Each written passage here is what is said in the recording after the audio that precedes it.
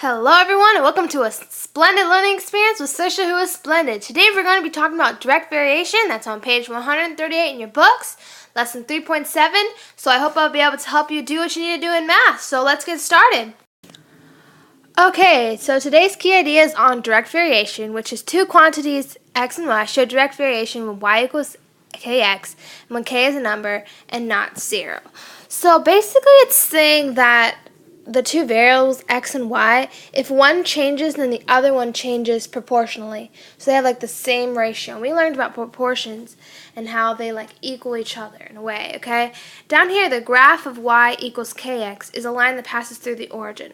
So basically when it's direct variation, they're going to be proportional and they're also going to always pass through the line of origin, which is right there. That little dot right there, not really little, but that dot right there. So as long as they pass through there and it's proportional, then it's always going to be direct variation, okay? Okay, so the first example has us finding whether x and y show direct variation and explain our reasoning. So we have to plot the points on the graph and then draw a line and determine whether it's direct variation or not. So the first one we have is x is 1 and y is negative 2. So if x is 1, then that means x is right here. And then y is negative 2, so we go down 2. So this is 1, negative 2. Then the next one is 2, 0. So 1, 2. And you stay right on the line since this is 0. Okay? Then 3, 2. So 1, 2, 3, 1, 2. Okay?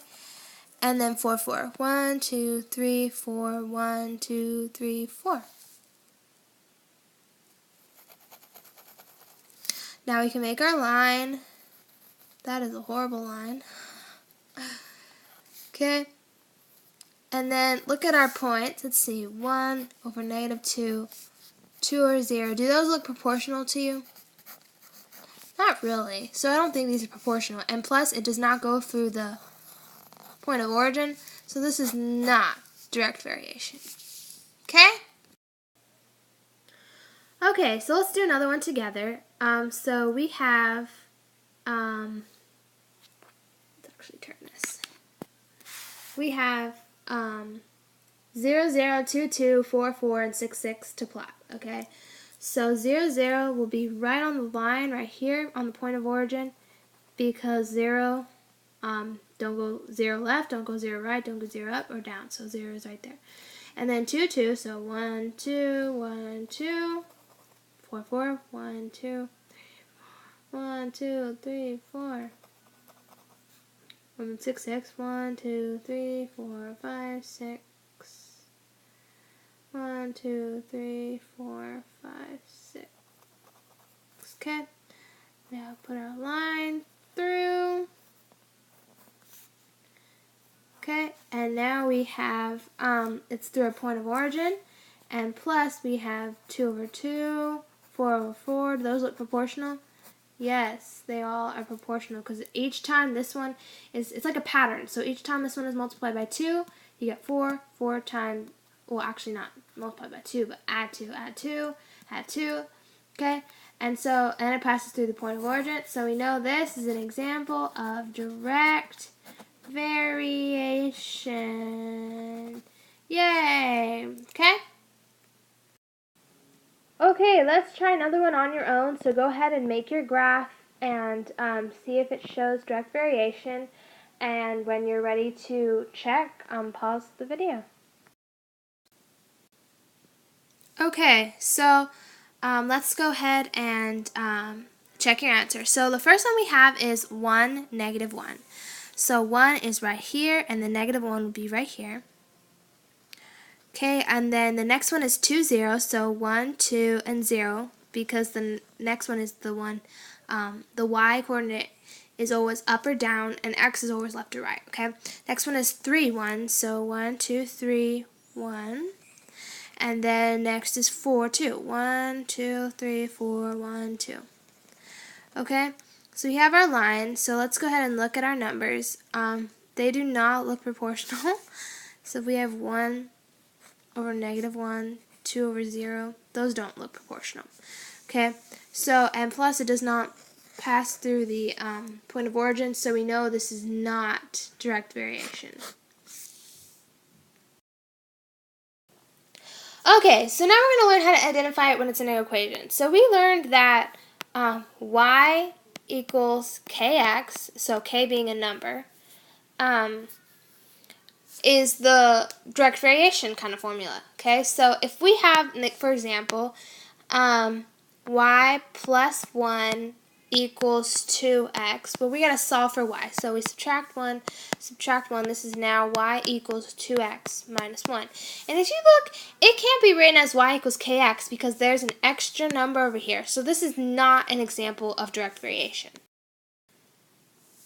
But if we do another problem, okay, so if we have so just remembering that y equals, that looks like an x.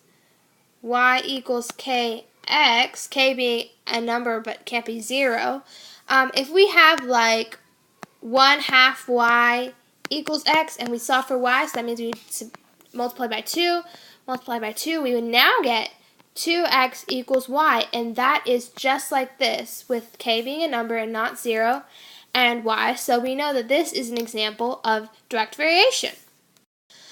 So let's go ahead and try one on your own. So just remembering that y equals kx being any number but 0, okay? So go ahead and try y minus 6 equals 3x, okay? And when you're ready to check, unpause the video. Okay, now that you have your answer, let's go ahead and check, okay? So we have to solve for y, so that means we'd add 6, y equals 3x plus 6. And see, it is not like this because there's an extra number. So this is not an example of direct variation. Let's try another one, okay? So, let's do x equals 4y. Okay, so go ahead and get the answer. When you're ready to check, unpause video. Okay, so we have to solve for y, so we're going to divide by 4, y equals x over 4. So this can be written as kx equals y because there's the 4 over here and the x and equals ky. So this does show direct variation. Okay, so it says that the height y of a television screen varies directly with its width x. So if y equals 9/16x, we have to find the height when the width is 48 inches, sketch the graph of the equation, and then, so we have to do all of those. Okay, so first let's use the equation to find the height when x equals 48. So we're going to plug in 48 into this equation. So y equals 9/16 times 48, okay? Then we now have y equals 27 because 9/16 times 48 is 27. So y equals 27. So that means that this is 27 inches. And then, yeah. And then that, so when the width is 48 inches, so that means this is 48, then this is 27, yeah.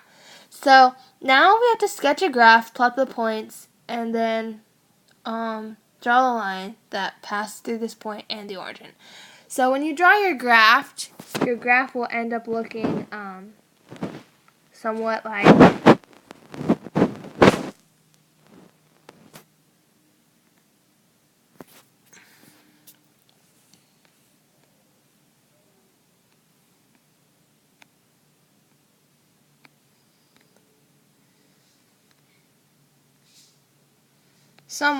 this.